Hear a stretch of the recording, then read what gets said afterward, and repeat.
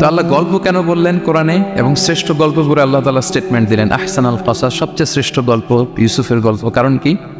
কারণ গল্প মানুষকে আকৃষ্ট করে। মানে নবী, আপনি তো পাগল হয়ে যাবে ওদের পিছনে ঘুরতে ঘুরতে, ওরা ঈমান আনে না কেন, ওরা জান্নাতি হবে না কেন, এত পেরেশান তো হওয়ার দরকার নাই। আপনার কাজ শুধু পৌঁছে দেওয়া। হেদায়েত দেয়া না দেয়ার মালিক কে? আল্লাহ। সূরা ইউসুফ হচ্ছে কোরআনের সবচাইতে শ্রেষ্ঠতম গল্প। এই পৃথিবীতে যত গল্প হতে পারে, আপনারা রবীন্দ্রনাথ পড়েছেন, আপনারা বঙ্কিমচন্দ্র চট্টোপাধ্যায় পড়েছেন, আপনারা কেউ শেক্সপিয়ার পড়েছেন, আপনারা গোটা বিশ্বের বড় বড় সাহিত্যিকদের বই পড়েছেন। যত সাহিত্য হতে পারে, যত স্টোরি হতে পারে, যত গল্প হতে পারে, এমনকি কোরআনের অন্যান্য গল্পগুলোর চেয়েও এটা শ্রেষ্ঠ, অনন্য, অনবদ্য, আনপ্যারালাল।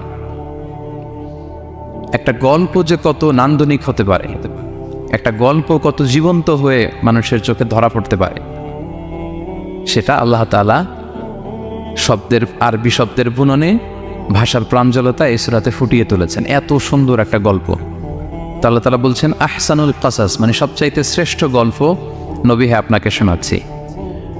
গল্পকে আরবিতে বলে কিসসা, এর প্লুরাল হচ্ছে কসস।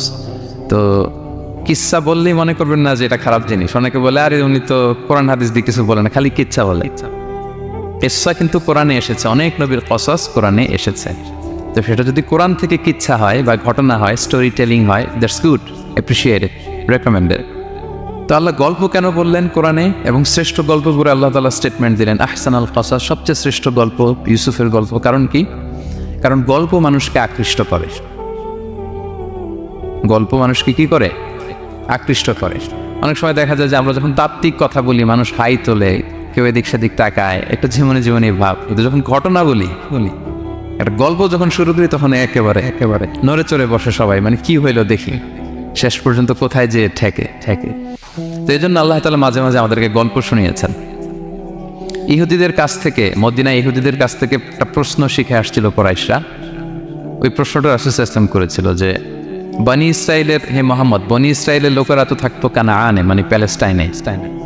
তো বনি ইসরাইল মিশরে আসলো কিভাবে? তুমি যদি সত্য নবী হও বলে। আবার কেউ কেউ বলেছিল যে ইউসুফ আলাইহিস সালাম, ইয়াকুব আলাইহিস সালাম, ওনারা থাকতো প্যালেস্টাইনে, ওনারা মিশরে আসলো কি করে বল। আবার সাহাবারা মাঝে মাঝে মক্কায় বলতেন, ইয়া রাসূলুল্লাহ, শুধু জান্নাত জাহান্নামের আয়াত, আখিরাতের আয়াত, তাওহীদ শিরকের আয়াত, এগুলো আমাদেরকে বলা হয়, কোনো ঘটনা কোরআনে বলা হয় না কেন? আমাদেরকে যদি একটা ঘটনা শোনাতেন আমরা ইন্সপায়ার্ড হতাম। এই চাহিদা, এই প্রশ্নগুলোর আলোকে আল্লাহ তাআলা অ্যান্সার হিসেবে সূরা ইউসুফকে নাজিল করেছেন। তাহলে শোনো, আহসানুল কসাস, একটা গল্প কত মাধুর্যময় হতে পারে শোনো। এবং এর মধ্যে দিয়ে আল্লাহ তাআলা বলেছেন বনি ইসরাইল কিভাবে প্যালেস্টাইন থেকে ইজিপ্টে মাইগ্রেট করলেন। এভাবে অনেক নবীদের ঘটনা আল্লাহ তাআলা কোরআনে আমাদেরকে শুনিয়েছেন। আল্লাহ তাআলা বলছেন রুসুলান কদ কসাসনাহুম আলাইকা মিন ক্বাবলু ওয়া রুসুলান লাম নাকসুসহুম আলাইক। অনেক নবীর ঘটনা হে নবী আপনাকে আমি শুনিয়েছি, আবার অনেক নবীর ঘটনা আমি শোনাইনি। তো যেগুলো আমি শুনিয়েছি এগুলো আবার আপনি আপনার উম্মতদেরকে শোনান। ফাকসুসিল কসাসা লাআল্লাহুম ইয়াতাফাক্কারুন। আপনি এই কিচ্ছাগুলো, ঘটনাগুলো আপনার উম্মতকে শোনান, যাতে করে তারা চিন্তাশীল হতে পারে। তাহলে এটা হচ্ছে ইন্ট্রোডাক্টরি ডিসকাশন, প্রাথমিক কথা, যে গল্প মানুষকে আকৃষ্ট করতে পারে, এজন্য গল্প মানুষের মনে দাগ কাটে, এবং একটা গল্প কত পাওয়ারফুল হতে পারে, নান্দনিক হতে পারে, এটা এই সূরার মধ্য দিয়ে আল্লাহ তাআলা আমাদেরকে বুঝিয়েছেন। আমরা কিন্তু প্রায় মহামানবদের গল্প শোনাই, সফল মানুষদের গল্প শোনাই।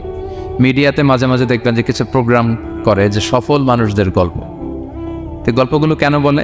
তাদের সফলতার গল্প শুনলে নিজেরও সফল হতে মনে চায়, মানুষ মোটিভেটেড হয় সফল মানুষের স্টোরি শুনলে। এখানে আপনারা অনেক ব্যবসায়ী আছেন, জীবনের শুরুটা ছিল অনেক কষ্টের, তাই না? একটা সময় পাড়ি দিয়ে এখন very big business magnate in Kuala Lumpur, মাশাআল্লাহ, অনেক বড় ব্যবসায়ী। তা আপনার হিস্ট্রিটা যদি আমাদের সাথে শেয়ার করেন, গল্পটা যদি বলেন, তখন আমরা অনুপ্রাণিত হব। এই জন্য আল্লাহ তাআলা কোরআনে আমাদেরকে গল্প শোনান। তো এই সূরা থেকে আমরা কি কি শিখি? প্রথম যে লেসনটা আমরা শিখি সেটা হচ্ছে, যেহেতু আমি একেবারে ক্রিম লেসনগুলো আপনাদের সামনে আনবো, পুরো সূরাটা কভার করা তো সম্ভব হবে না। প্রথম লেসন হচ্ছে সূরাতে ইউসুফ থেকে, যে স্বপ্ন কারোর সাথে শেয়ার করতে নেই। স্বপ্ন যেটা মানুষ ঘুমিয়ে ঘুমিয়ে দেখে, এটাও স্বপ্ন। আবার আরেকটা আছে যেটা মানুষকে ঘুমাতে দেয় না, ওইটাও স্বপ্ন। স্বপ্ন যেটা মানুষ ঘুমায় দেখে, এটাও স্বপ্ন। আবার যেটা পাবার আকাঙ্ক্ষা মানুষকে ঘুমাতে দেয় না, ওইটাও কি? স্বপ্ন, ওটারে ভিশন বলে। এই দুইটার একটাও কারোর সাথে শেয়ার করতে নেই।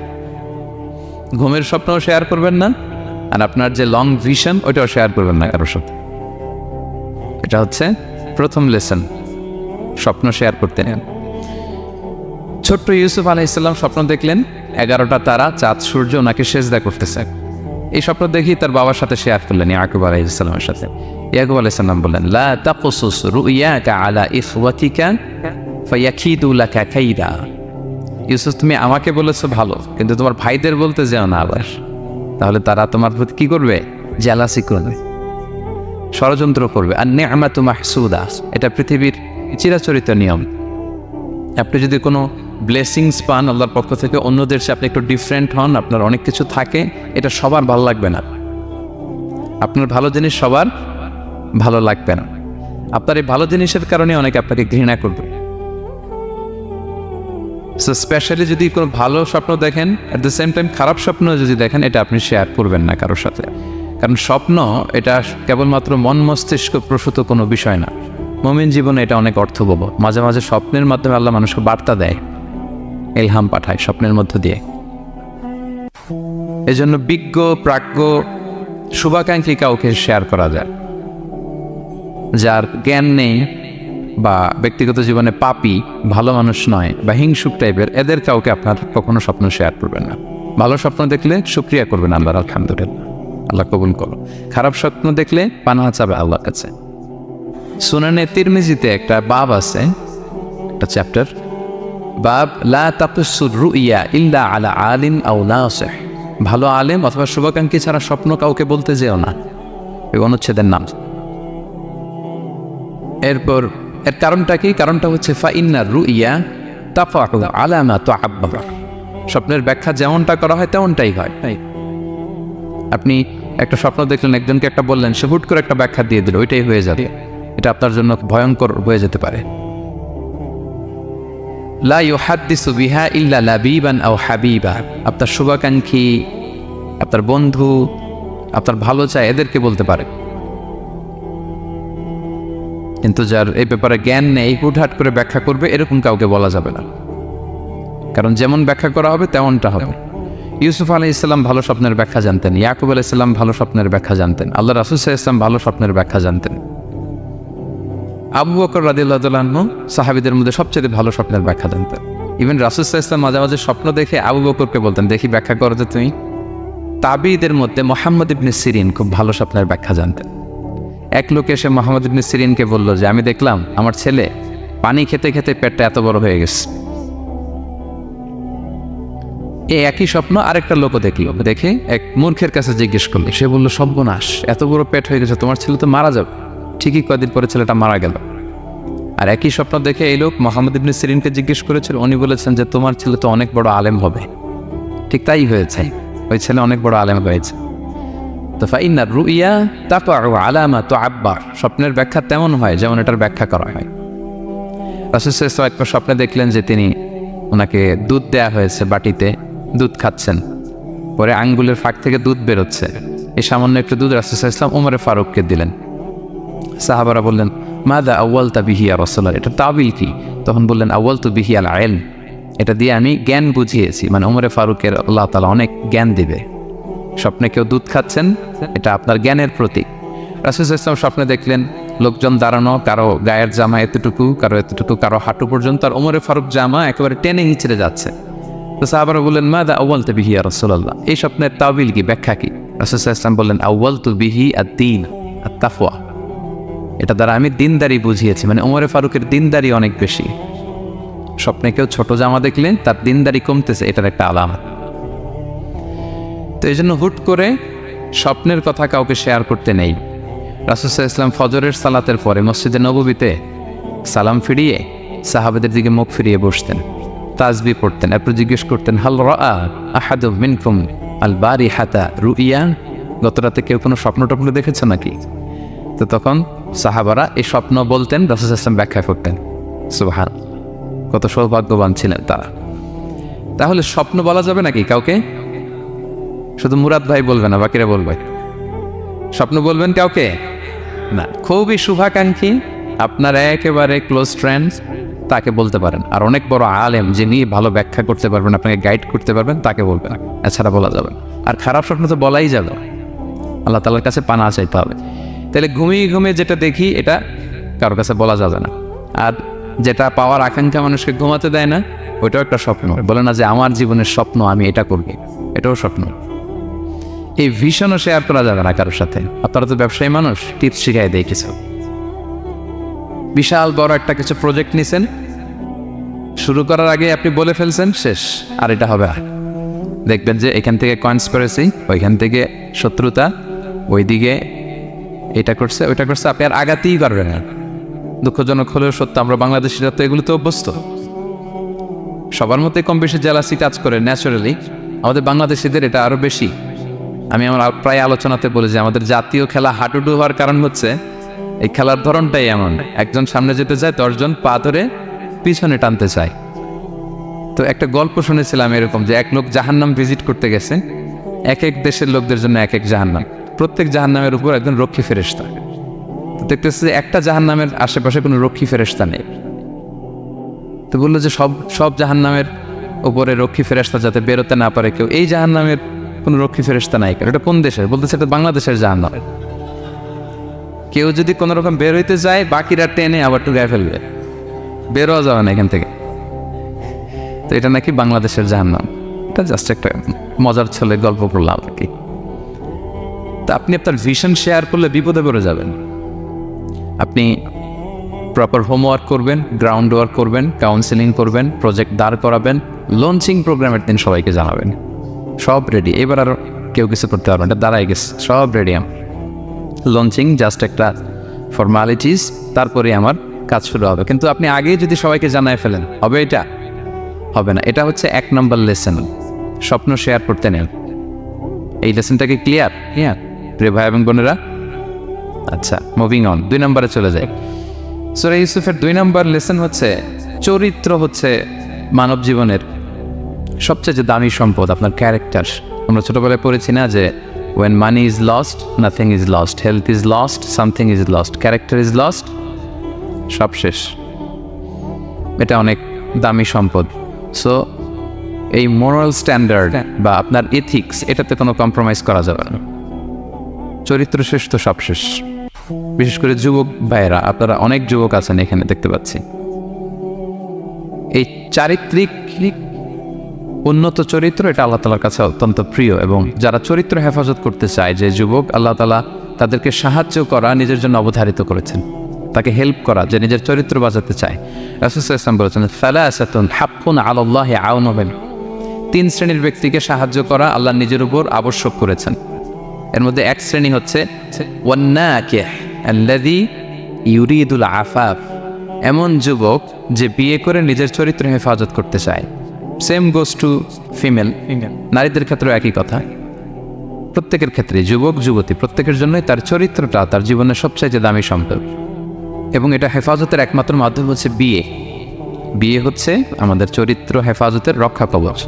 এবং রাসূল সাল্লাল্লাহু আলাইহি ওয়াসাল্লাম যুবক যুবতীদেরকে উদ্দেশ্য করে বলেছেন যে ইয়া মা'আশারাশ শাবাব, হে যুবক যুবতীরা, মান ইসতাতা'a মিনকুমুল বাআতা ফালিয়াতাযাওয়াজ, তোমাদের যাদের সক্ষমতা আছে তোমরা বিয়ে করে ফেলো। টাইমলি ম্যারেজ আমরা সবসময় বলি, সময় মতো করতে হবে। ফাইন্নাহু আগাদ্দু লিল বাসার, বিয়ে করলে দৃষ্টি সংযত হয়। ওয়া আহসানু লিল ফারাজ, প্রাইভেটস এটা হেফাজতে থাকে, লজ্জাস্থান। ওমান লাম ইয়াস্তাতি', যদি কারো সক্ষমতা না থাকে, ফাআলাইহি বিস-সাওম, সে যেন রোজা পালন করে। ফাইন্নাহু লাহু বিজা, এটা তার জন্য ঢাল স্বরূপ। তাহলে অন টাইমে ম্যারেজের কথা রাসূল সাল্লাল্লাহু আলাইহি ওয়াসাল্লাম আমাদেরকে বলেছেন। এবং এই যৌবন এটা কিন্তু একটা হিউজ এনার্জি। ইয়স, আপনাদের নাম মতো দিয়েছেন কি Bangladeshi young business community Malaysia presents. তো আপনারা হচ্ছেন সবাই এখানে যুবক, তাগড়া যুবক। এই যৌবন 5টা প্রশ্নের উত্তর না দিয়ে কিয়ামতের ময়দানে মানুষ পা নাড়াতে পারবে না। এর মধ্যে একটা প্রশ্ন হচ্ছে তোমার জীবনের যে মাহেন্দ্রক্ষণ যৌবন, এটা তুমি কিভাবে কাজে লাগিয়েছ, তোমার ইয়ুথ, এটার ব্যাপারে আপনি জিজ্ঞাসিত হবেন। সো এই যৌবনটা এটা আমাদের কাছে আমানত। এর জন্য রাসূল সাল্লাল্লাহু আলাইহি ওয়াসাল্লাম অসংলগ্ন দৃষ্টিপাত করতে আমাদেরকে নিষেধ করেছেন, দৃষ্টি যাতে আমরা হেফাজত করি। এবং তিনি বলেছেন 2টা অঙ্গের গ্যারান্টি যদি আমাকে কেউ দেয় যে এই 2 অঙ্গের পাপ কেউ করবে না, আমি নবী তাকে জান্নাতের গ্যারান্টি দেই। মাইয়াতমান লি মা বাইনা লিহিয়াইহি ও মা বাইনা রিজলাইহি আতমান লাহুল জান্নাহ। 2 অঙ্গ কোনটা? 2 চোয়ালের মাঝখানে যেটা থাকে মানে জিহ্বা, আর হচ্ছে 2 পায়ের মাঝখানে যেটা থাকে মানুষের প্রাইভেট। এই 2 অর্গান, 2 অঙ্গের পাপ যদি কেউ করবে না বলে আমি নবীকে গ্যারান্টি দেয়, আমি নবী তাকে জান্নাতের গ্যারান্টি দেয়। এই 2 অঙ্গ দিয়ে বেশি পাপ পায় মানুষের, খেয়াল করে দেখেন, বেশি পাপ হয়। তো এই জন্য ইসলাম বিবাহ বহির্ভূত সকল সম্পর্ককে হারাম করেছে, বিয়েকে হালাল করেছে। বিয়ের মধ্যে প্রশান্তি আছে, প্রাপ্তি আছে, দায়িত্বশীলতা আছে। অনেকে বলে যে আমি লিভ টুগেদার করবো, এখানে ইসলামের এত সমস্যা কেন? আমি আমার সূরা নূরের একটা লাইভ সিরিজ করতেছি, ওখানে বিস্তারিত বলেছি যে এখানে অনেক সমস্যা আছে। আপনি এই বাংলাদেশের পার্সপেক্টিভে যদি বলি, ঢাকা মেডিকেলের ডাস্টবিনে প্রায় নবজাতক বাচ্চা পাওয়া যায়, পত্রিকায় আসে, হয় জীবিত নয় মৃত। তো ওই যে বাচ্চাটা যে আপনি প্রাণ নষ্ট করলেন, এই অধিকার কি আমার আছে? আছে নাই, কারো প্রাণ হরণের অধিকার তো আমার নেই। আরে বাচ্চাটা যদি জীবিত থাকে, এবার তার লাইফটা দেখেন কীরকম, কত হ্যাসেল। তার কোনো হিস্ট্রি নাই, তার হিস্ট্রি ইজ মিসিং। তার বাবা নাই, তার মা নাই। আমাদের প্রত্যেকের বাবা মা আছে, আমাদের একটা জেনেটিক্যাল ইনহেরিটেন্স আছে। আমার 14 পুরুষের জেনেটিক্যাল অ্যাট্রিবিউটস নিয়ে আমি বড় হয়েছি, আমার হিস্ট্রি আছে, তার হিস্ট্রি মিসিং। আর ইসলাম লিনিয়েজ মানে বংশকে প্রিজার্ভ করাকে খুব গুরুত্ব দেয়, এটা জরুরি। আমি একটা মেয়েকে বিয়ে করবো, ওর বাবাকে দাদাকে না জানলে আমি কীভাবে বুঝবো যে তার হিস্ট্রি কী? একটা ছেলেকে কেউ বিয়ে করবে, তার বাপ দাদা 14 পুরুষ হিস্ট্রি না জানলে, তার গ্রাম নাই, তার নাম নাই, তার পরিচয় নাই। তো এই জন্য ব্যাপারটা যত সহজে আমরা বলি যে লিভ টুগেদার করলে অন্যের সমস্যা কি? মিউচুয়াল কনসেন্ট তো আছে, পারস্পরিক সম্মতির ভিত্তিতে রিলেশন হলে সমস্যা কোথায়? এইখানে সমস্যা। লিনিয়েজ প্রিজার্ভ করা যায়, তার রাইটস ভায়োলেট হয়। ছোট্ট ছেলে মেয়েরা তাদের মায়ের আদর পাবে, বাবার আদর পাবে, এটা তার অধিকার না? তো যে ছেলেটা ডাস্টবিনে পড়ে রইল, লেটস সে কোনো অরফ্যান হাউস তাকে নিয়ে আসলো, এতিমখানা, তো সে কি বাবা মায়ের আদরটা পায়? এই ছোট্ট ছেলে নিজের জামা নিজে ধোয়, নিজের কাপড় চোপড় নিজে গোছায়, তার বাবা নাই মা নাই। সে বাইরে বেরোলে দেখে অন্যান্য বাচ্চাদেরকে মা বাবা কত আদর করে, তার হিস্ট্রি সে জানে না। কত বড় অপরাধ আপনি করছেন দেখছেন? এজন্য বিবাহ বহির্ভূত সকল সম্পর্ককে ইসলাম হারাম ঘোষণা করে, বিয়েকে ইসলাম বৈধ করেছে। প্রশান্তি আছে, দায়িত্বশীলতা আছে, সামাজিকতা আছে, সভ্যতা বিনির্মাণের একটা স্ট্রাকচার্ড সিস্টেম আছে। এজন্য বিয়ে বহির্ভূত সম্পর্ক হারাম। আপনারা জানেন যে সুন্দরী জুলাইখা ইউসুফ আলাইহিসসালামকে পাপের প্রস্তাব দিয়েছিল, নিষিদ্ধ প্রেমের প্রস্তাব দিয়েছিল। 7টা দরজা বন্ধ করে, ওয়াগাল্লাকাতিল আবওয়াবা ওয়াকালাত হাইতা লাক, 7 দরজা লক করে বলেছিল এসো। আর তখন ইউসুফ আলাইহিস সালাম যে শব্দটা উচ্চারণ করেছিলেন, এটা গোটা বিশ্বের যুবকদের জন্য একটা মহৌষধ। তিনি বলেছিলেন মাআযাল্লাহ, যেটা আমরা বলে অভ্যস্ত, আমরা বলি নাউযু বিল্লাহ, সেম থিং, একই জিনিস। আল্লাহ আমি তোমার কাছে পানাহ চাই। এরকম ইনবক্সে যদি প্রস্তাব আসে, এরকম মেসেজ যদি আসে, পাপের কোনো হাতছানি যদি আসে, আমরা সাথে সাথে কি বলবো? মাআযাল্লাহ। কি বলবো? মাআযাল্লাহ, আল্লাহ এই পাপ থেকে আমি বাঁচতে চাই, আল্লাহ আমি পানাহ চাই। এবং পরে ইউসুফ আলাইহিস সালামকে সে বলেছিল, তুমি যদি মেনে না নাও তোমাকে জেলে বন্দি করা হবে, জেলেই পাঠানো হবে। তিনি বলেছিলেন ক্বালা রাব্বিস সিজনু আহাব্বু ইলাইয়া মিম্মা ইয়াদউনানি ইলাই, আল্লাহ যে পাপের দিকে তারা আমায় ডাকে, তার চেয়ে জেলখানা আমার জন্য ভালো। তিনি কারাবরণ করেছিলেন, চরিত্র হেফাজতের জন্য কারাবরণ করেছিলেন। তো এই যে বিশুদ্ধ চিত্ত, এই যে চারিত্রিক দৃঢ়তার আর্কিটাইপ, এই ইউসুফ আলাইহিস সালামের এই গল্প গোটা বিশ্বের সকল নওজওয়ানদের জন্য এটা প্রেরণার বাতিঘর, এটা আমাদের জন্য lesson. He is our icon. তো 2 নম্বর পয়েন্টটা ছিল চরিত্র আমাদের জীবনের সবচেয়ে দামি সম্পদ। প্রিয় ভাই এবং বোনেরা, আমরা সব ছাড়লেও আমাদের চরিত্রের জন্য আমরা নষ্ট না করি। এই পয়েন্টটা ক্লিয়ার সবার কাছে? আচ্ছা, মুভিং অন। 3 নম্বর পয়েন্টস হচ্ছে, যারা জীবনে সফল হয়, সফল লোকেরা, তারা কখনো কোনো অজুহাত দেয় না বা অজুহাত খোঁজে না। সফল লোকেরা দেখবেন যে এক্সকিউজ দেন।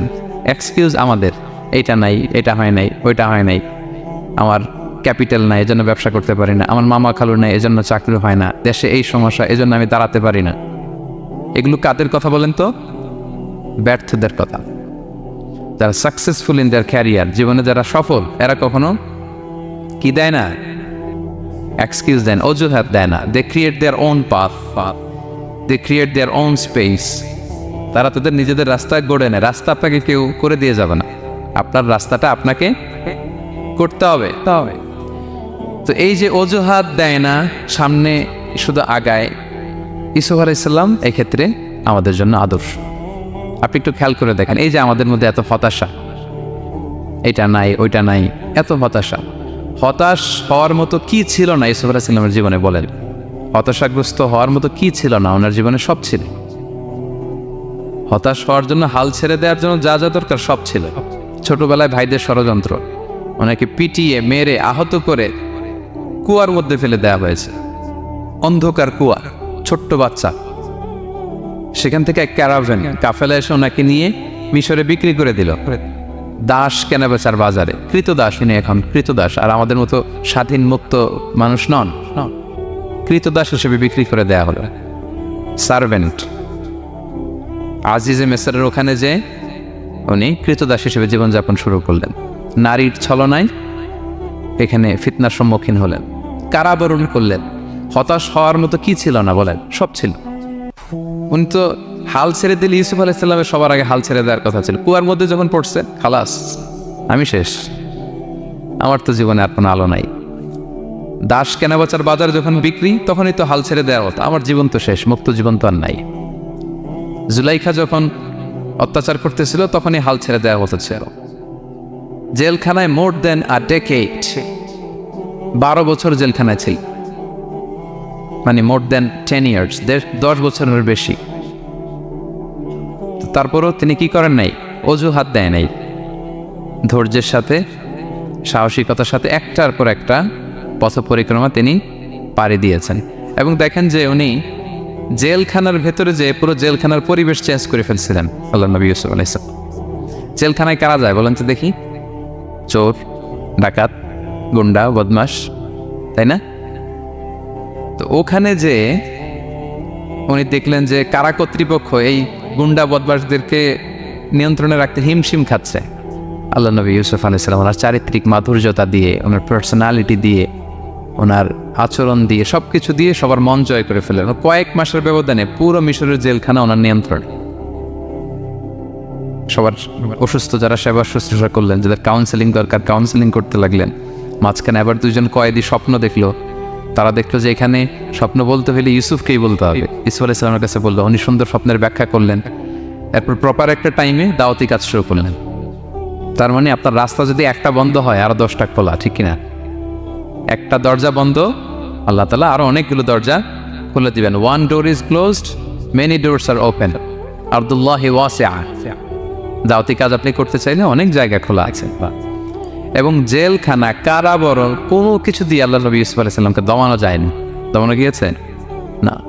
যেন সফলরা এগুলো বলেন, আমি তো কারাবরণ করছিলাম, আমি তো 10 বছর ছিলাম না, আমার তো এই সমস্যা। এগুলো সফল লোকদের কথা না। আপনারা নেলসন ম্যান্ডেলার নাম শুনেছেন? সাউথ আফ্রিকার প্রথম প্রেসিডেন্ট। উনি কত বছর কারাবরণ করেছিলেন জানেন? 27 বছর। 27 বছর উনি জেলখানায় ছিলেন। আজকে ওনার মৃত্যুর এত বছর পরেও কুয়ালালামপুরের এই ইফতার প্রোগ্রামে ওনার কথা আমরা স্মরণ করতেছি। কি সাকসেসফুল না? অত দূরে যাওয়ার দরকার নেই। আমি যদি এই দেশের দিকে তাকাই, what about the honourable prime minister Anwar Ibrahim? কয় বছর? প্রায় 8 বছর। পরে রয়্যাল পার্ডানে সব মিলাই টিলে 8 বছরের মতো উনি কারাজীবন কাটিয়েছেন। তো সফল হতে কোনো সমস্যা হয়েছে? Now he is the prime minister of Malaysia. সুবহানাল্লাহ। মিশরে যখন আমরা ছিলাম, আমরা দেখেছি যে অনেক ইসলামিক মুভমেন্টের বড় বড় নেতৃবৃন্দ, কেউ 15 বছর, কেউ 20 বছর জেলখানায়, দমাতে পারেনি তাদের। সো সফলদেরকে দমানো যায় না। এবং তারা এক্সকিউজ দেয় না, অজুহাত দেয় না, এটার কারণে পারি না, ওইটার কারণে পারি নাই। তারা নিজের রাস্তা নিজে তৈরি করে। এই লেসনটা আমরা পেলাম।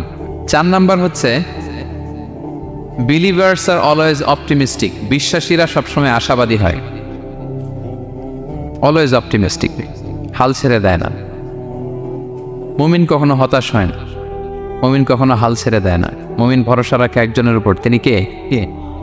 আল্লাহ তাআলার উপর। সবসময় বিশ্বাসীরা তারা ভরসা রাখে। এবং সূরা ইউসুফে এটা শিক্ষায় আমরা পাই, ইয়াকুব আলাইহিস সালাম ওনার ছেলেদেরকে বলেছিলেন যে লা তাইয়াসু মির রাহিল্লাহ ইন্নাহু লা ইয়াইয়াসু মির রাহিল্লাহি ইল্লাল কওমুল কাফিরুন। তোমরা আল্লাহর রহম থেকে নিরাশ পেও না। আল্লাহর রহম থেকে নিরাশ হবে না। আল্লাহর রহম থেকে তারাই নিরাশ হয় যারা অবিশ্বাসী, যারা কাফির। হাল ছেড়ে দেওয়া যাবে না প্রিয় ভাইরা। এবং উনি প্রথমে ওনার ছেলে ইউসুফকে হারালেন, তারপরে বানিয়ামিনকে হারালেন, এরপর অন্যান্য ছেলেরা মিশরে চলে গেল শস্য আনার জন্য। তারপরে উনি আশা ছাড়েননি, উনি বলেছেন ফাসাবরুন জামিল, যে কোনো পরিস্থিতিতে আমি ধৈর্য ধারণ করছি। আসাল্লাহু আইয়াতিয়ানি বিহিম জামিআ, এবং আমি আশাবাদী যে আল্লাহ সবাইকে আমার কাছে ফিরিয়ে দিবেন একদিন। সবাই ওনারে পাগল বলতো, যে কি বলেন আপনি, বয়সের ভারী লজ্জা হয়ে আপনি পাগলের মতো বলতেছেন ইউসুফ ইউসুফ ইউসুফ। কোথায় সে ইউসুফ? ওকে তো নেকড়ে খেয়ে ফেলেছে। কারণ ইউসুফের ভাইয়ের একটা গল্প সাজিয়েছিল, সন্ধ্যাবেলা এসে বলেছিল, বাবা আমরা তো খুব যত্নবান ছিলাম, কিন্তু নেকড়ে বাঘ তো খেয়ে ফেলেছে ইউসুফকে। তো উনি ইউসুফ আলাইহিস সালামের জামাটা হাতে নিলেন, হাতে নিয়ে দেখে ওরা আবার একটা বকরি জবাই করে একটা রক্ত মাখায় নিয়ে আসছিল জামাতে। তো উনি বললেন যে ইউসুফকে কোন নেকড়ে খেলো যে ইউসুফকে খেয়ে ছিন্ন বিচ্ছিন্ন করে ফেললো, আমার ইউসুফের জামার মধ্যে তো কোনো আঁচল লাগলো না, জামার তো ডানে বাই কোথাও ছিঁড়া দেখতে পাচ্ছে না, শুধু রক্ত। এ কেমন নেকড়ে বাঘ, ইউসুফকে খেয়ে ফেললো কিন্তু ইউসুফের জামা ছিঁড়ল না। আপনারা জানেন যে জুলাইখা যখন ইউসুফ আলাইহিস সালামকে জোর করে পেতে যাচ্ছিল, আল্লাহ নবী ইউসুফ আলাইহিস সালাম চরিত্র বাঁচানোর জন্য দৌড় দিলেন ইলা নাহিয়াতিল বাব, দরজার দিকে। আর আল্লাহ তাআলা দরজা খুলে দিতে লাগলেন। সপ্তম দরজার সামনে এসে জুলাইখা ইউসুফ আলাইহিস সালামকে পেছন থেকে ধরে ফেললেন। ধরে যখন টান দিলেন, পিছনে জামা ছিঁড়ে গেল। তো সামান্যই জোরাজোরিতে জামা ছিঁড়ে যায়, আর একটা নেকড়ে একটা মানুষকে চিড়ে কুটে খাবে, তার জামা ছিঁড়বে না? ছিঁড়বে। ওই জামা দেখেই উনি আন্দাজ করে ফেলছেন যে এটা মিথ্যা কথা, আমার ইউসুফকে নেকড়ে বাঘ খায়নি। এই যে অপরাধীরা যখন অপরাধ করে, তারা সব আলামত মুছতে পারলো, একটা আলামত বাকি থেকে যায়। কোনো না কোনো আলামত থাকবে যেটা রেশ ধরে সিআইডিরা, ক্রিমিনাল ইনভেস্টিগেশন ডিপার্টমেন্টের লোকেরা, তারা অপরাধীকে শনাক্ত করে ফেলে। তো ছোটবেলায় ইউসুফ আলাইহিস সালামকে হারালেন, এরপরে বানিয়ামিনকে হারালেন, এরপরে ছেলেরা গেল শস্য আনতে, কেউ নাই ওনার পাশে। কিন্তু উনি বললেন যে আমি বিশ্বাস করি, আমি আশাবাদী। উনি বলেছিলেন আমি আশাবাদী যে আল্লাহ তাআলা সবাইকে একদিন আমার কাছে ফিরিয়ে দেবে, এবং তাই হয়েছে। সবাইকে আল্লাহ তাআলা ওনার কাছে এনে দিয়েছিলেন, এবং ওনারা সবাই মিশরে চলে গিয়েছিলেন। এক মহা পুনর্মিলন হয়েছিল পিতা পুত্রের সেদিন, দীর্ঘ প্রায় 30-40 বছর পর। তো এই জন্য আমরা সবসময় আশাবাদী থাকবো, optimistic, never be pessimistic, try to B optimistic always. সবসময় আপনি আশাবাদী হবেন। রাসূল সাল্লাল্লাহু আলাইহি ওয়াসাল্লাম সবসময় আশাবাদী থাকতেন। যে কোনো একটা দিকে নেগেটিভিটি থাকবে, পজিটিভিটি থাকবে, আপনি কোনটা নেবেন? পজিটিভটা আপনি নেবেন। একটা উদাহরণ আছে না, যে এরকম একটা গ্লাসের অর্ধেক যদি পানি থাকে, কেউ দেখে অর্ধেক খালি, কেউ দেখে অর্ধেক পানি ভর্তি, তো আপনি অর্ধেক যে পানি ভর্তি ওইটা খেয়াল করবেন, আশাবাদী হবেন। আশাবাদী লোকদেরকে আল্লাহ তাআলা পছন্দ করে। নিরাশ হয় যারা কাফির, অবিশ্বাসী তারা। আর শয়তানের সবচেয়ে বড় মিশন হচ্ছে আমাদেরকে হতাশ বানানোর। আমাদেরকে কি বানানোর? সে আমাদেরকে হতাশ বানাইতে পারলে সে সাকসেসফুল। সে আমাদেরকে বোঝাতে থাকে, এত পাপ করেছিস, আল্লাহ কি তোরে মাফ করবে? মনে হয় করবে না। এত পাপ হয়ে গেছে, এত অন্যায় হয়ে গেছে, মনে হয় আল্লাহ আর মাফ করবে না। যা হয়েছে হয়েছে, আরেকটু কর, আরেকটু এনজয় করতে থাক, আরেকটু গা ভাসায় দে পাপের সাগরে। এরকম আপনারে প্রভোগ করতে থাকে সে। আপনাকে আশাবাদী হতে দেয় না যে না, আমি পাপ যতই করি, আমার পাপ যত বড় হোক, আল্লাহর রহমতের দরিয়া তার চাইতেও বড়। এটা ভাবতে দেয় না শয়তান। আমাদের বারবার নিরাশ করতে থাকে। নিরাশ যদি আমাদেরকে করতে পারে, শয়তান সফল। শয়তান সবসময় আমাদেরকে নিরাশ করতে চায়, ভয় দেখায়। তুমি যেই পাপ করেছো, আল্লাহ তো মাফ করবে না, এত বড় পাপ তো আল্লাহর কাছে ক্ষমা হবে না। সো আমরা যেন আশাবাদী হই, আমরা যেন হতাশার সাগরে ডুবে না যাই, অপটিমিস্টিক যেন হই সম্মানিত ভাইয়েরা। এবং ইউসুফ আলাইহিস সালাম কিন্তু এক্ষেত্রে আমাদের জন্য আদর্শ। তিনি আশাবাদী ছিলেন এবং শেষ পর্যন্ত লড়াই করে গিয়েছেন, নিরাশ পাওয়া যায় না। এই পয়েন্টটা ক্লিয়ার সবার কাছে? 5 নম্বর লেসন হচ্ছে, আপনি যদি বড় কোনো কাজ করতে চান, আপনার বড় প্ল্যান লাগবে, যেটাকে আমরা মাস্টার প্ল্যান বলি। বড় কিছু করতে হলে মাস্টার প্ল্যান লাগে, এবং আপনার প্রপার ম্যানেজমেন্ট লাগবে। প্ল্যানিং ছাড়া পৃথিবীতে কিছু হয় না। প্ল্যানিং যে কোনো কাজ, যে কোনো ক্যারিয়ারে, যে কোনো প্রফেশনে প্ল্যানিং ছাড়া বড় কোনো কিছু হয় না। আপনি প্ল্যানিং করেন, হার্ডওয়ার্কিং করেন, সফলতা আপনাতেই এসে ধরা দেবে। এটা পৃথিবীর সুন্নাত। আপনি কাজ করবেন না, প্রচেষ্টা করবেন না, আল্লাহর উপর ভরসা করে রাখবেন, আল্লাহ আপনার বাঁচাবে? বলেন, চেষ্টা করতে হবে। তাওয়াক্কুলের মেকানিজমটা এরকম, আপনি আপনার সর্বোচ্চটুকুন চেষ্টা করবেন, সর্বোচ্চ চেষ্টা করে এরপরে কার উপর ভরসা করবেন? আল্লাহ তাআলার উপর। আপনারা কি জানেন বিষ্ণু ইসলাম যেদিন হিজরত করেছিলেন, ওই দিন বিশ্বনবী মানে কতভাবে নিজেকে আড়াল রাখার চেষ্টা করেছিলেন। বিষ্ণু ইসলাম মাস্ক পরতেন না, কখনো মুখ খোলা থাকতো। ওই দিন মাস্ক করেছিলেন, মানে কাপড় দিয়ে মুখটা ঢেকে। আল্লাহ যখন বললেন আজ রাতে হিজরত হবে, রাসূল সাল্লাল্লাহু আলাইহি ওয়াসাল্লাম দুপুরবেলা বেরোলেন আবু বকরকে জানানোর জন্য। তিনি দুপুরবেলাও কখনো বেরোতেন না। ওয়াক্তাল কাইলুলা, এটা রাসূল সাল্লাল্লাহু আলাইহি ওয়াসাল্লামের বিশ্রামের সময় ছিল। বাদাত জাহিরা, জোহরের পরে বিশ্রাম নিতেন। প্রচণ্ড গরম, আরব দেশের লোকেরা বেরোতো না তখন, রাসূল সাল্লাল্লাহু আলাইহি ওয়াসাল্লাম বেরোতেন। ওই দিন তিনি ওই টাইমে বেরোলেন যাতে কেউ না দেখে, নাম্বার 1। নাম্বার 2, উনি সবসময় খোলা মুখে বেরোন, ওই দিন তিনি মুখ দেখে বেরোলেন যাতে দূর থেকে কেউ দেখলেও একটা গ্ল্যান্সে টের না পায় এটা মোহাম্মদ। নাম্বার 3, আবু বকর রাদিয়াল্লাহু তাআলার কাছে যেয়ে বলেন, আবু বকর যারা ঘরে আছে একটু বের করো, খুব কনফিডেন্সিয়াল একটা কথা। আবু বকর বললেন, ইয়া রাসূলুল্লাহ, এটা তো আপনার পরিবার, মানে বিয়ে হয়ে গেছে অলরেডি আয়েশা রাদিয়াল্লাহু তাআলার সাথে, এখনো সংসার হয়নি, তো আপনার পরিবার, তারপর আসমা, এরা। বলছে আচ্ছা তাহলে ঠিক আছে। আবু বকর বললেন, ইয়া রাসূলুল্লাহ বলেন। আল্লাহ রাসূল বললেন, আল্লাইলা, সংক্ষেপে, মেসেজ কিন্তু সংক্ষেপে দিতে হয়। বললেন আল্লাইলা, আজ রাতে। তখন বললেন যে রাসূল আমি কি সাথে থাকবো? হ্যাঁ সাথে থাকবে। তো আগে ইঙ্গিত পেয়ে অনেক আগেই একটা উটকে আবু বকর রাদিয়াল্লাহু তাআলা আনহু ঘাস খাওয়াচ্ছিলেন, পানি খাওয়াচ্ছিলেন, নাদুস করছিলেন। তো ওই রাতেই বের হয়ে গেলেন। এবার আবু বকর রাদিয়াল্লাহু তাআলা আনহু কতটুকু প্ল্যান করলেন দেখেন। উনি ওনার ছেলে আব্দুল্লাহকে বললেন, তুমি মক্কার বাজারে আমরা যে মিসিং, আমরা যে নাই, আজকে রাতে তো আমাদেরকে হত্যা করতে আসবে, কে কি বলতেছে এসে গারে সাউরে তুমি এসে বলে যাবা। এটা হচ্ছে আবু বকর রাদিয়াল্লাহু আনহুর প্ল্যানিং। এই যে প্ল্যানিং যে কত দরকার, বড় কাজের জন্য যে প্ল্যানিং লাগে। রাসূল সাল্লাল্লাহু আলাইহি ওয়াসাল্লাম প্ল্যান করছে কিভাবে? দুপুরে বেরোয়েছেন, মুখ ঢেকে বেরোয়েছেন, সবার সামনে বলতে চাচ্ছেন না, শর্ট ওয়ার্ড দিয়ে বলে ফেলতেছেন। আবু বকর রাদিয়াল্লাহু তাআলা আনহুর প্ল্যানিং হচ্ছে 2 মাস ঘাস খাওয়ালেন উটকে, উট প্রস্তুত, অর্থ প্রস্তুত, এবং মক্কা থেকে মদিনায় সাওয়াহিলি রুট দিয়ে, অর্থাৎ সাগরের পাশ ঘেঁষে ক্যারাভেন যে রাস্তা ছিল ওই রাস্তায় না, লোকচক্ষুর অন্তরালে আরেক রাস্তায় আমাদেরকে পৌঁছায় দিতে পারবে এরকম একজন গাইড তিনি ভাড়া করে রাখলেন। ছোট্ট ছেলে আব্দুল্লাহকে বললেন, আব্দুল্লাহ আমরা যখন গারে সাউরে 3 দিন থাকবো, তুমি সকালবেলা মদিনার মক্কার বাজারে ঘুরবা, কে কি বলে আমাদের ব্যাপারে, আবু বকর মুহাম্মদ নিয়ে কে কি বলে সে আমাদেরকে শোনাবা। তো ছোট্ট ছেলে আব্দুল্লাহ যখন এই তথ্য দিয়ে যাবে, আব্দুল্লাহর ফুটপ্রিন্ট থাকবে না, বের হয়ে মরুভূমি দিয়ে হেঁটে গারে সাউ আবার হেঁটে, তো এই ফুটপ্রিন্টকেও ফলো করলে তো সোজা আল্লাহ রাসূল এবং আবু বকরের কাছে পৌঁছে যাবে। উনি প্ল্যান বিও করে রাখলেন যে আব্দুল্লাহ যখন আমাদেরকে ইনফরমেশন পৌঁছে চলে আসবে, তিনি আরেকজনকে ঠিক করে রাখলেন যে তুমি আমার ছাগলগুলো ওই রাস্তায় একটু চড়াবা, তখন ছাগলের ফুটপ্রিন্ট থাকবে, ছোট্ট আব্দুল্লাহর পায়ের যে ছাপ ফুটপ্রিন্ট ওইটা আর থাকবে না। সুবহানাল্লাহ বিহামদি, কি প্ল্যান! ঠিকই আব্দুল্লাহ যেত, ফুটপ্রিন্ট পড়তো, এরপর তার রাখাল এসে ছাগল চড়াতো ওখানে, ফলে এখন শুধু ছাগল হাঁটার দাগ, ছোট্ট বাচ্চার আর দাগ নেই। এভাবে ওনারা হিজরত করেছেন, এরপরে তাওয়াক্কুল করেছেন আল্লাহর উপর। আর আমরা বলি যা করে আল্লাহ, আল্লাহর উপর তাওয়াক্কুল করলাম, এরকম বলি না? যা হবে হবে, এটা তাওয়াক্কুল হয়েছে? আমরা টিপিক্যাল বাঙালি মুসলমানরা কি বলতাম? আমি আল্লাহর নবী, আমি কাফেরদের নাকের ডগার উপর দিয়ে যাব, দেখি কে ঠেকায়, কার শক্তি বেশি, কুরাইশদের শক্তি বেশি না আল্লাহর শক্তি বেশি, এরকম বলতাম না? যে আমি রাতের বেলায় কেন যাব, আমি দিনের বেলায় আবু জাহেলের নাকের ডগার উপর দিয়ে হেঁটে যাব, দেখি কার শক্তি বেশি, আমার আল্লাহ বড় নাকি আবু জাহেল বড়। এরকম সস্তা কিছু আবেগিক কথা আমরা বলতাম। কিন্তু বিষ্ণু ইসলাম কিরকম প্ল্যানিং করেছেন দেখ, ওনার রোলটা উনি প্লে করেছেন এবং সব শেষে ভরসা করেছেন কার উপর?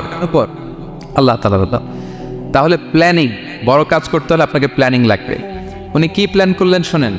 উনি যখন জেলখানায় ছিলেন, রাজা একটা স্বপ্ন দেখলেন যে 7টা গাভী হৃষ্টপুষ্ট, তাদেরকে গিলে খেয়ে ফেলতেছে 7টা জীর্ণ শীর্ণ গাভী, আর 7টা সবুজ গমের শীষ, 7টা শুকনো গমের শীষ। এই অদ্ভুত স্বপ্ন দেখে উনি হয়রান, ঘুম ভেঙে গেল, ডাকলো সবাইকে, কেউ স্বপ্নের ব্যাখ্যা বলতে পারে না। সবাই বলতেছে আদগাস আহলাম, এটা অলীক স্বপ্ন, এর ব্যাখ্যা আমরা জানি না। তখন একজন বলল, রাজার যে সাকিল মালিক, সে বলল একজন আছে জেলখানায় আমার সাথে পরিচয় হয়েছিল, তার নাম ইউসুফ, ও পারবে। ইউসুফ আলাইসাল্লামকে বলা হলো, ইউসুফ আলাইসাল্লাম ব্যাখ্যা দিলেন, 15 বছরের মাস্টার প্ল্যান জানাই দিলেন রাজাকে। কয় বছরের? উনি বললেন যে প্রথম 7 বছর কি করবা, ক্বালা তাজরাউনা সাবআ সিনিনা দাআবা, প্রথম 7 বছর উনি বললেন যে একটা দুর্ভিক্ষ আসছে, ভয়ঙ্কর দুর্ভিক্ষ, ড্রট। এই দুর্ভিক্ষের কারণে গোটা বিশ্বে খাদ্য সংকট দেখা দিবে। নেক্সট 7 ইয়ার্স মিশরের সব জায়গায় কাল্টিভেটেড ল্যান্ড যেগুলো আছে চাষ করতে হবে ইচ্ছে মতো। এই 7 বছর চাষ করতে হবে, খেতে হবে কম, জমায় রাখতে হবে বেশি। এর পরের 7 বছরে কোনো বৃষ্টি হবে না, মারাত্মক দুর্ভিক্ষ, মাটি ফেটে চৌচির, পানি নাই কোথাও। ওই জমিয়ে রাখা প্রথম 7 বছরের খাবার দিয়ে পরের 7 বছর আপনাদেরকে ট্যাকেল দিতে হবে। এরপরে 7 14 শেষে 15তম বৎসরে প্রচণ্ড বৃষ্টি হবে, সুজলা সুফলা, শস্য শ্যামলা হয়ে যাবে মিশরের অলি গলি সব কিছু। তাহলে প্ল্যান করলেন, মাস্টার প্ল্যান করলেন কয় বছরের? 15 বছর। রাজা শুনে তো অবাক, বলতেছে সর্বনাশ, এই লোক কোথায় ছিল? নিয়ে আসতে চাইলেন, উনি বললেন না, আমি বেরোবো না, আমাকে মিথ্যা অপবাদ দিয়ে কারাবরণ দেওয়া হয়েছিল, আগে ওটা সেটেল করানো। ওটা সেটেল করা হলো, গোটা মিশরবাসী জানলো, বিনা অপরাধে কারাবরণ। এরপর উনি বেরোয় আসলেন।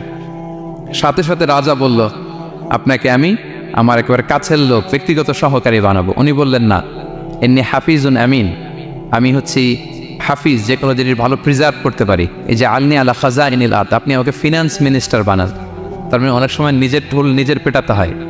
যখন দেখবেন যে না, আশেপাশে যেগুলো আছে এগুলো সব হচ্ছে বোকা শোকা, এরা দায়িত্ব নিলে শেষ করে ফেলবে, ওই ক্ষেত্রে নিজের ঢোল নিজে পেটানো জায়েজ। তো ইউসুফ আলাইহিস সালাম দেখলেন যে আমি যদি এটার রেসপন্সিবিলিটি নেই, তাহলে এই মাস্টার প্ল্যান আমি বাস্তবায়ন করতে পারবো। উনি বললেন, আমাকে ফিনান্স মিনিস্টার অফ ইজিপ্ট বানান, অর্থ মন্ত্রণালয়ের দায়িত্ব দেন। দেয়া হলো ওনাকে, এবং রাজাও দেরি করলেন না, মুহূর্তের মধ্যে ফিনান্স মিনিস্টারের দায়িত্ব দিয়ে দিলেন। এটাকে বলে ম্যারিটোক্রেসি। ইংরেজিতে কি বলে? ম্যারিটোক্রেসি, মানে পদ দেওয়া হবে ম্যারিটের ভিত্তিতে। সিঙ্গাপুরের 3টা বা 4টা ন্যাশনাল পলিসির মধ্যে একটা হচ্ছে ম্যারিটোক্রেসি। তারা এত আগায় যায় কেন? ছোট্ট সিঙ্গাপুর আগায় যাচ্ছে এত। তারা ওই জহুর বারু থেকে পানি নিয়ে ওইটারে প্রসেসিং করে ড্রিঙ্কিং ওয়াটার বানায়, আবার জহুর বারুর কাছে ড্রিঙ্কিং ওয়াটারের বোতল বিক্রি করে। কিন্তু পানি নিয়েছিল কোত্থেকে? জহুর বারু থেকে। জহুর বারু থেকে নিয়ে রিফাইন করে মিনারেল ওয়াটার এবং ড্রিঙ্কিং ওয়াটার 2 ধরনের বোতলজাত করে ওদের কাছে 3 ডবল দামে বিক্রি করে। This is called merit. আর সিঙ্গাপুরের রাষ্ট্রীয় পলিসির মধ্যে একটা হচ্ছে ম্যারিটোক্রেসি, মানে ম্যারিটের ভিত্তিতে পদ পাবে। এখানে চাচা মামা খালুর ফোন কলে কাজ হবে না, এখানে দলীয় কোনো কিছুর কাজ হবে না। এজন্য এরা হু করে আগাচ্ছে শুধু সামনের দিকে। এই ম্যারিটোক্রেসির ফর্মুলা ফলো করেছিলেন দ্য কিং অফ ইজিপ্ট। তিনি দেখলেন যে এক কারাগারে ছিল, কয়েদি ছিল, that's not a big deal. সে যে মাস্টার প্ল্যান দিছে, আমার ইজিপ্টকে বাঁচাতে হলে একে লাগবে আমার। মুহূর্তের মধ্যে ফিনান্স মিনিস্টার। অবাক করা কাহিনী। 12 বছর জেল খাটা লোক বেরোয় finance minister. This is called meritocracy. তারপর আল্লাহ নবী ইউসুফ আলাইহিস সালাম এভাবে বাস্তবায়ন করলেন। তো এই জন্য আমাদেরকে বড় প্ল্যানিং করতে হবে এবং রিসোর্স ম্যানেজমেন্ট জানতে হবে। আমার অনেক কিছু আছে, কিন্তু আমি এটাকে ম্যানেজ করতে জানি না, আপনি সফল হতে পারবেন না। আপনার অ্যাসেট আছে, টাকা আছে, নলেজ আছে, কিন্তু আপনি ম্যানেজ করতে জানেন না। আপনার ম্যানেজমেন্ট না থাকলে সফলতা আসবে না। বিশেষ করে যখন এটা গভর্নমেন্ট রিসোর্সের ব্যাপার আসে, গভর্নমেন্ট রিসোর্সকে এটা চমৎকারভাবে ম্যানেজ করতে হয়। আপনারা কি জানেন পৃথিবীতে ডেইরি প্রোডাক্টের জন্য কোন দেশ সবচেয়ে বিখ্যাত? ডেইরি? হ্যাঁ, নিউজিল্যান্ড। আর এখানে অস্ট্রেলিয়া। এখানে ডাচ লেডি একটা দুধ আছে, খান আপনারা? ডাচ লেডি কোন দেশের? নেদারল্যান্ডের বা হল্যান্ডের। হল্যান্ডে যেই পরিমাণে গরু আছে, ইথিওপিয়াতে তার 5 গুণ বেশি গরু আছে। আফ্রিকান একটা কান্ট্রি আছে ইথিওপিয়া, হল্যান্ডের 5 গুণ বেশি গরু তাদের দেশে। কিন্তু পৃথিবীতে ডেইরি ফ্যাক্টরিতে হল্যান্ড আগানো ইথিওপিয়ার চেয়ে 10 গুণ বেশি আগানো। কারণ ওদের গরু বেশি, কিন্তু ম্যানেজমেন্ট নাই। কীভাবে ডেইরি প্রোডাক্ট ওরা বের করবে, এই রিসোর্স ম্যানেজমেন্টটা জরুরি। আমাদের বাংলাদেশে আল্লাহ তাআলা অনেক রিসোর্স দিয়েছেন, এটার ম্যানেজমেন্ট নেই। আমাদের এই যে Cox's Bazar the longest sea beach, অনেককে বললে চিনেও না। আমি অনেক জায়গায় বলেছি যে গর্ব করে যে আমাদের তো লংগেস্ট সি বিচ, জানো কোথায় আবার এটা লংগেস্ট সি বিচ, চিনেই না কক্সবাজারকে। কিন্তু আমাদের ট্যুরিজম মিনিস্ট্রি কিন্তু এই রিসোর্সগুলোকে ম্যানেজ করে গোটা বিশ্বের ট্যুরিস্টদেরকে অ্যাট্রাক্ট করতে পারতো না ম্যানেজমেন্টের দুর্বলতা। আমাদের সিলেটে যে হিল ট্রাক্টস এরিয়া, পাহাড়ি এরিয়া, চা বাগান, এটা অনেক বড় ট্যুরিস্ট অ্যাট্রাকশন হতে পারতো। আমাদের বান্দরবানে একবার একটা ক্যাবল কার বানাইছিল, এটা কয়েক সপ্তাহের মধ্যে ছিঁড়ে পড়ছে। এই ঘটনা শুনলে বিদেশিরা তো দূরের কথা, আপনি উঠবেন ওটাতে আপনার বাচ্চা কাচ্চা নিয়ে? তা আমরা তো গেন্টিং হাইল্যান্ডে গেলেই ক্যাবল কারে উঠি, লাঙ্কাবিতে গেলে এই যে স্কাই কেবল আমরা উঠি না, কি পাওয়ারফুল ক্যাবেল দিয়ে এত সুন্দর ম্যানেজমেন্ট, এত সুন্দর সেফটি সিকিউরিটি দিয়ে ওরা এটাকে ম্যানেজ করেছে, গোটা বিশ্বের ট্যুরিস্টদেরকে আকৃষ্ট করতেছে। ওটার উপরে উঠলে আন্দামান দ্বীপপুঞ্জগুলো দেখা যায়। তারা যাবেন লাঙ্কাবির এই ক্যাবেল কারে, মালয়েশিয়ার সবচেয়ে উঁচু ক্যাবেল কার, স্কাই কেবল ব্রিজ আছে একটা। তো এই যে আমাদেরকে আকৃষ্ট করে এগুলো, কারণ they know how to manage their resources. Government লেভেলে এই রিসোর্স ম্যানেজমেন্টটা জরুরি, যেটা আল্লাহ নবী ইউসুফ আলাইহিস সালাম আমাদের চোখে আঙ্গুল দিয়ে দেখিয়েছেন। প্ল্যানিং লাগবে, মাস্টার প্ল্যানিং লাগবে, গ্রাউন্ড ওয়ার্ক লাগবে, এরপরে আপনি কাজে নামবেন। যে কোনো বড় কাজ করার আগে, যেহেতু আপনারা ব্যবসায়ী, তো আমি তো ব্যবসা বুঝি না, একটু জাস্ট শেয়ার করতেছি আর কি আপনাদের সাথে, যদি কাজে লাগে আপনাদের। যে কোনো বড় প্রজেক্ট করার আগে শর্ট অ্যানালাইসিস করতে হয়। নাম শুনেছেন না আপনারা? হ্যাঁ, শর্ট নাম শুনেছেন? আজকে শুনে যান, SWOT, শর্ট অ্যানালাইসিস করতে হয়। S for strength, W for weakness, O for opportunities, T for threats.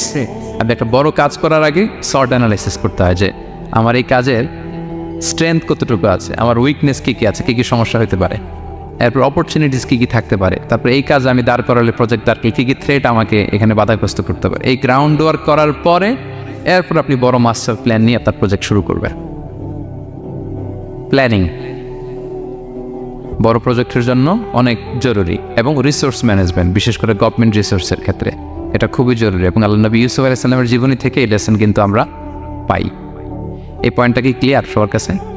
5 number point একটু কঠিন হয়ে গেল নাকি? ক্লিয়ার? 6 নাম্বার পয়েন্ট হচ্ছে এ দাঈ ইজ অ্যান অপরচুনিটি সিকার। আল্লাহ নবী ইউসুফ আলাইহিস সালামের জীবনী থেকে আমরা শিখতে পারি যে একজন দাঈ হচ্ছে সুযোগ সন্ধানী, পজিটিভ অর্থে আর কি। যখন প্রপার টাইমিংটা হবে তখন সে দাওয়া দিবে, তখন সে তার মেসেজটা ড্রপ করবে, তখন সে তার বার্তাটা দিবে। কিন্তু এটা আমাদের দেশে খুবই ল্যাকিং। আমাদের দায়ীরা দেখা যায় যে মানে খুবই অসহনশীল, সহনশীলতা আমাদের দায়ীদের মধ্যে বাংলাদেশে কম। মাইক্রোফোন পেলেই ও কাফের, ও জাহান্নামী, ও বাতিল, সবাইরে জাহান্নামে পাঠায়, উনি একাই জান্নাতে যেতে চায়। তো সবাই একসাথে গেলে আরো মজা হইতো না বেশি? কি বলেন? হ্যাঁ, এখানে আপনারা কেউ নাই, আমি একা আসছি, ঘুরতেছি, খাচ্ছি, এটা কি ভালো লাগবে আমার? এই যে আপনারা সবাই আসতেছেন, গেট টুগেদার হচ্ছে, এটাই না আনন্দ। তো সবাইরে জাহান্নামে পাঠাই, আমি একা জান্নাতে গেলে এটা মজা হবে? তো এটা বুঝাবে কে ওনাদের? কথায় কথায় সে বাতিল, সে কাফির, সে গোমরা, আর উনি একাই শুধু ভালো। এটা দায়ীর বৈশিষ্ট্য নয়। আরব শায়েখরা বলেন যে নাহনু দুআত লাসনা কুদাত, আমরা দায়ী, আমরা জাজ নই। আমাদের দায়ীরা দায়ীর চেয়েও জাজ হতে চায় বেশি, খুব জাজমেন্টাল, আমরা খুব বেশি অ্যাটাকিং কথা বলি, আমরা অন্যকে নাকচ করে দেই, বাতিল করে দেই। এটা দায়ীর কাজ নয়। দায়ীর কাজ শুধু পৌঁছে দেওয়া। দায়ীর কাজ কি? ওমা আলাইনা ইল্লাল বালাগ ওমা আলা রাসূলি ইল্লাল বালাগুল মুবিন লাস্তা আলাইহিম বিমুসাইতির। তবে আপনাকে দারোগা বানিয়ে পাঠাইনি, আপনি পিছনে পিছনে ঘুরবেন। ফালা আল্লাকা বাকিউন আলা নাফসিকা আলা আসারিহিম ইল্লাম ইউমিনু বিহাদাল হাদিসে আসাফা। মানে নবী, আপনি তো পাগল হয়ে যাবে ওদের পিছনে ঘুরতে ঘুরতে, ওরা ঈমান আনে না কেন, ওরা জান্নাতি হবে না কেন, এত পেরেশান তো হওয়ার দরকার নাই। আপনার কাজ শুধু পৌঁছে দেওয়া। হেদায়েত দেয়া না দেয়ার মালিক কে? আল্লাহ। ইন্নাকা লা তাহদি মান আহবাবতা ওয়ালাকিন্নাল্লাহা ইয়াহদি মান ইয়াশা। নবী, আপনি যাকে চান হেদায়েত দিতে পারবেন না। আপন চাচা আবু তালেব এত ভালোবাসতো রাসূল সাল্লাল্লাহু আলাইহি ওয়াসাল্লামকে, ফিনান্সিয়াল সাপোর্ট, পলিটিক্যাল সাপোর্ট সব দিয়েছেন। রাসূল ভালোবাসতেন ওনাকে।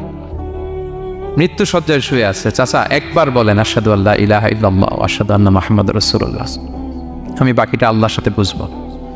উনি সবশেষে বললেন আলা মিল্লাতি আব্দুল মুত্তালিব, আমি আব্দুল মুত্তালিবের শিরকি বিশ্বাসের উপরে শেষ নিঃশ্বাস ত্যাগ করলাম। তা রাসূল সাল্লাল্লাহু আলাইহি ওয়াসাল্লাম চাইলেও দিতে পারেন। তা আপনি দাঈ, আপনি এরকম জাজমেন্টাল কেন হবেন? আপনি এরকম অন্যকে নাকচ কেন করবেন? আপনার কাজটা শুধু পৌঁছে দেওয়া। আমাদের কাজ কি? একজন দাঈ মোটেও জাজমেন্টাল হবে না, তিনি শুধু পৌঁছে দিবেন এবং প্রপার টাইমিংয়ের অপেক্ষায় থাকবেন। ইউসুফ আলাইহিস সালাম জেলখানায় ঢুকেই লা ইলাহার দাওয়াত দেননি, আগে সবার মাঝে নিজের একটা শক্ত অবস্থান নিশ্চিত করেছেন। যখন দেখেন যে না কেউ বিপদে বলে ওনার কাছে আসে, পরামর্শ চাইলে ওনার কাছে আসে, উনি ভাবলেন এই তো আমার টাইম। এরপর উনি শুরু করলেন মানে তাওহীদের কথাকে, শিরককে উচ্ছেদ করে তাওহীদ প্রতিষ্ঠার কথা এত সুন্দর আপনি সূরা ইউসুফের মধ্যে যেভাবে পাবেন অন্য কোথাও এরকম পাবেন না। অনেক সুন্দর করে এখানে তিনি দাওয়াত দিয়েছেন। তো দায়ীর কাজ হচ্ছে প্রপার টাইমিংটা করা। একজন দায়ী সবার সাথে মিশবে, দল মত নির্বিশেষে, গোটা বিশ্ব তার দাওয়াতি প্ল্যাটফর্ম। সে অনলাইনে, সে অফলাইনে, সে ক্যামেরার সামনে, সে কিবোর্ডে, সে মুসলিমের কাছে অমুসলিমের কাছে, সবার কাছে আপনি মিশবেন। অনেক অমুসলিমরা আমাদের কথা শোনে, অনেক হিন্দু ভাইরা কথা শোনে, অনেক বৌদ্ধরা কথা শোনে, অনেক নাস্তিকরা কথা শোনে। হিজ মাই অডিয়েন্স। অনেক গুন্ডা মাস্তান আমাদের কথা শোনে। আপনি ওদের সাথে বসবেন, হাফ প্যান্ট পরে বসছে, গলায় স্বর্ণের চেইন, মদের গ্লাস নিয়ে বসছে, বসেন আপনি। দেখেন না এবি ক্লিও কি সুন্দর করে চলে যায়, সুন্দর করে। যে উনি আমাকে বলতেছে যে শায়েক, আমি যে অনেক মেয়েদের সাথে বসি টসি, আমি কিন্তু মনে মনে শুধু আস্তাগফিরুল্লাহ পড়ি। আমাকে বলতেছে শায়েকে যে আপনি দেখছেন ইন্দোনেশিয়াতে এখানে সেখানে আমি চলে যাই বিভিন্ন মতের বারে, এখানে সেখানে, আমি কিন্তু মনে মনে আস্তাগফিরুল্লাহ পড়ি। তার মানে তার চিন্তা চেতনা কত সুন্দর দেখেন, যে ওখানে তো যাইতে হবে আমাদের। পাপের জায়গায় আড্ডাখানায় না গেলে আপনি দাওয়াতটা দিবেন কোথায়? সো প্রপার একজন দায়ী is an opportunity seeker. Say proper timing বুঝে দাওয়াতটা দিবে। এবং একজন দায়ী দল মত নির্বিশেষে সবার কাছে কোরআনের কথা পৌঁছাবেন। যেই দায়ী ভেদাভেদ করেন অডিয়েন্সের মধ্যে, তিনি এই দাওয়াতি কাজের উপযুক্ত নন এবং দাওয়াতের এই মহান মর্যাদাকে তিনি হানি করছেন। একজন পটেনশিয়াল দায়ীর এরিয়া গোটা বিশ্ব। 7 নাম্বার সর্বশেষ লেসন হচ্ছে success isn't a destination, success is a journey. আমরা সফলতাকে অনেক একটা ডেস্টিনেশন মনে করি, ওই যে আমার সফলতা, আমি ওখানে পৌঁছলেই সফল, বাস খালাস, আর কিছু লাগবে, এটা হয়ে গেছে, আমি সফল না। Success isn't a destination. সফলতা এটা কোনো গন্তব্যের নাম নয়, এটা একটা journey, journey to journey, journey to journey, চলমান প্রক্রিয়া। সফলতার কোনো শর্টকাট হয় না, হয় অনেক কাঠখড় পুড়িয়ে জীবন যুদ্ধের প্রতিটি অধ্যায়ে নিজেকে প্রমাণ করে করে একটু একটু করে আপনি সফল হবেন, একটু একটু করে আগাবেন। ইটস এ জার্নি, এটা কোনো ডেস্টিনেশন নয়। এবং সফল হওয়ার পথ পরিক্রমায় কোনো লিফট নেই, সিঁড়ি বেয়ে উপরে উঠতে হয়।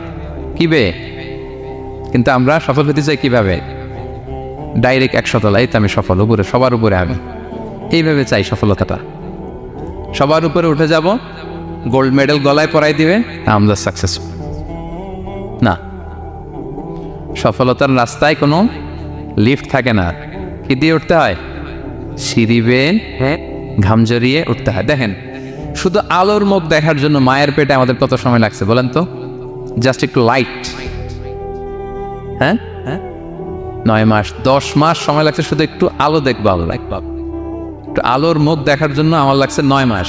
আর এখানে আমরা শর্টকাট ফিজিক্যালি কি খুঁজে? সফলতার কোনো শর্টকাট নেই। অল্প এফোর্টে যারা সফল হতে চায় এরা কোনোদিন সফল হয় না। ইউসুফ আলাইহিস সালামের জীবনীটা একটু খেয়াল করেন, একটু একটু করে তিনি সামনের দিকে গিয়েছেন এবং সবশেষে ইজিপ্টের ফিনান্স মিনিস্টার হয়েছেন। এজন্য ধৈর্য ধারণ করতে হবে, নিজের সর্বোচ্চটুকু উজাড় করে দিয়ে আপনার রোলটা আপনি প্লে করবেন, এরপর আল্লাহ তাআলার উপর ভরসা রাখবেন। কিন্তু অনেক চেষ্টার পরেও যদি কাঙ্ক্ষিত সফলতা না পান, হতাশ হওয়ার কিছু নেই, কারণ বিশ্বাসীর সফলতা শুধু দুনিয়াতে না, বিশ্বাসীদের সফলতা আখিরাত পর্যন্ত বিস্তৃত। ওইটা আসল সফলতা। ফামান যুহজিহা আনিন নারি ওয়া উদখিলাল জান্নাতা ফাকাদ ফাজ। যে জাহান্নাম থেকে মুক্তি পেল, জান্নাতের নিশ্চয়তা পেল, সেই সফল।